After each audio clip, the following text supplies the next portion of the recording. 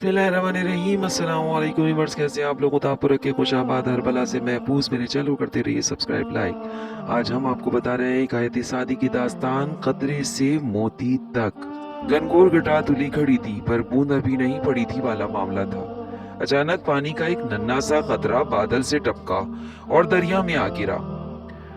उसे दरिया की वसअत और गहराई का अंदाजा हुआ तो अपनी जात उसे बहुत ही हकीर नजर आई।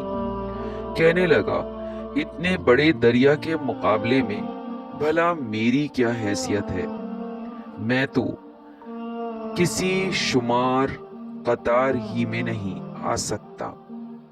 बाकी रहूं तो क्या, फना हो जाऊं तो क्या।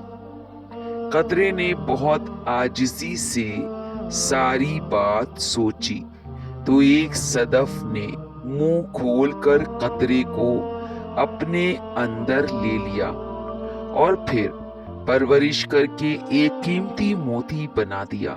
यकीनन ये एजाज इसे इसलिए मिला कि इसने खुद को हकीर जाना, आजिज़ी इख्तियार की जिसने रुतबा इसका बहुत बुलंद हुआ, सर उठाया गुरूर से जिसने न मुअज़्ज़िज़ न अर्जुमंद हुआ। वजाहत।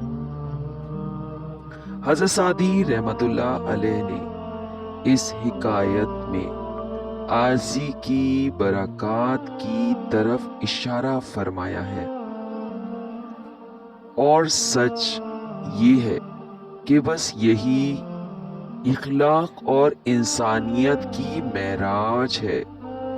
मगरूर और दूसरों को कमतर समझने वाला शख्स अपने अंदर तो अपनी इज्जत व तौकीर बढ़ा रहा होता है, लेकिन दरअसल इखलाकी तौर पर नए दिवालिया होने का ऐलान कर रहा होता है।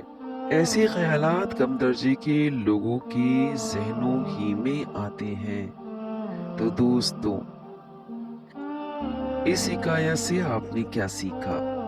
ये छोटी सी हिकायत हमें बहुत अहम सबक दे रही है। बस मेरे चैनल को करते रहिए सब्सक्राइब, लाइक, मेरी वीडियो को शेयर, ताकि इस तरह की बहुत सारी स्टोरीज, दास्तान और अच्छे अच्छे वज़ाइफ आपको सुनने और देखने को मिले, जो आने वाली नस्लों को कुछ अच्छा सिखाने के लिए और उनकी मुश्किलात को हल करने के लिए हों। तो बस मेरा साथ देते रहिए और मेरे चैनल को करते रहिए सब्सक्राइब, लाइक, मेरी वीडियो को करते रहिए शेयर, क्योंकि मुझे है आपके साथ की ज़रूरत।